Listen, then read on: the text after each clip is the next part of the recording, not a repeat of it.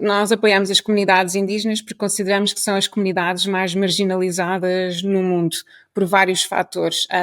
Um deles que está intrinsecamente ligado com as alterações climáticas, porque são os povos que mais são impactados pelas alterações climáticas, ainda mais do que o mundo ocidental, e são os que menos contribuem para as alterações climáticas, né? E se pensarmos nisso, juntando com o impacto da indústria do minério, do gado, das madeiras, os seus territórios são constantemente atacados e massacrados. E, portanto, o direito à dignidade e aos modos de vida devem ser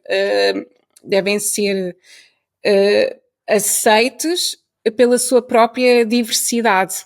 E muitas vezes falas desta pluralidade e da diversidade e aceitar formas de vida diferentes, mas depois vemos situações na prática que isso não acontecem. Que nós trabalhamos de uma forma a sermos facilitadores entre este mundo indígena e o mundo não indígena, para que a humanidade em conjunto lute por estes direitos. A nossa organização gera um fundo privado, é um fundo que foi alocado unicamente para apoiar projetos das comunidades indígenas, e as comunidades vêm até nós e propõem um pedido de financiamento. Estes pedidos que nos chegam, com projetos muito interessantes e bastante vastos, são projetos que são idealizados e pensados pela própria comunidade. O nosso papel aqui é ouvir e ver de que forma nós poderemos ajudar. Nós focamos muito neste diálogo e obviamente que também vamos visitar alguns lugares. Felizmente, as comunidades convidam-nos para irmos ver os projetos, para fazermos parte, porque também nunca queremos impor a nossa presença. Portanto, nós trabalhamos muito numa base de confiança, porque é isso que estabelece as relações, não é? E que também traz dignidade e também desconstruirmos também algo que não se fala tanto, tem a ver com o colonialismo, e portanto o nosso objetivo é também descolonizar a filantropia.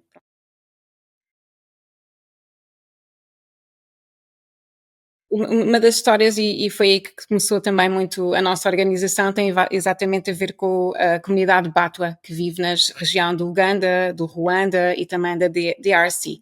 E foi em 2019, fiquei bastante doente a caminho da floresta impenetrável do Buindi, e tive a necessidade de ir a um hospital. Portanto, só para terem uma ideia do isolamento, em relação à capital de Kampala, são cerca de 12 horas a viajar em estradas bastante precárias.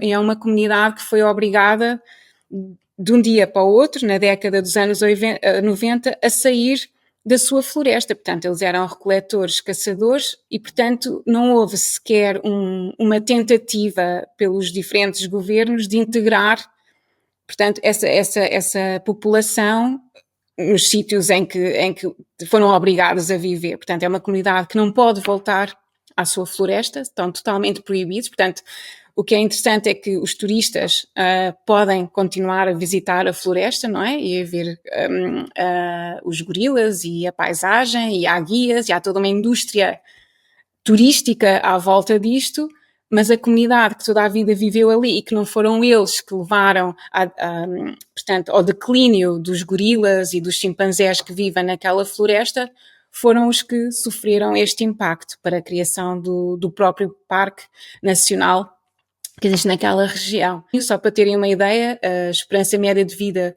de uma pessoa que vive naquela região, Batwa, são só 29 anos, porque obviamente eles não têm acesso à sua farmácia. A farmácia é a floresta. Sempre esta comunidade que fazia os seus curativos e que sabia exatamente quais são as plantas certas para um determinado número de doenças, deixou de ter esse acesso. Portanto, houve um declínio na sua vida. Os Cofã vivem na zona equatorial da Amazónia. Eu costumo dizer que eles são os verdadeiros heróis climáticos. Eles têm feito um trabalho fenomenal na proteção dos territórios daquela zona. Portanto, nós estamos a falar de uma zona com um nível de biodiversidade um dos locais com o nível de biodiversidade mais elevados do planeta. Estamos a falar de uma zona muito específica do planeta, mas ter tido um impacto enorme em termos global na questão da conservação e da biodiversidade e de diminuir o impacto das alterações climáticas através de um trabalho diário de gestão de floresta, que não é, outra vez, a gestão que nós estamos habituados, é esta integração holística da natureza e da preservação das espécies. Um dos grandes fatores de ser líder e da liderança é ouvir. Acho que é muito importante isto e é o que nós fazemos no nosso dia a dia, é ouvir as comunidades, porque as comunidades têm direito às suas cosmovisões, aos seus modos de vida. Às vezes no dia a dia as pessoas esquecem-se disso e eu acho que enquanto líderes temos que ter esse papel de ouvir e muitas vezes nós temos esta figura da imagem de hierarquia, não é? Em que o líder está aqui. Eu acho que devemos ter a pensar ao contrário.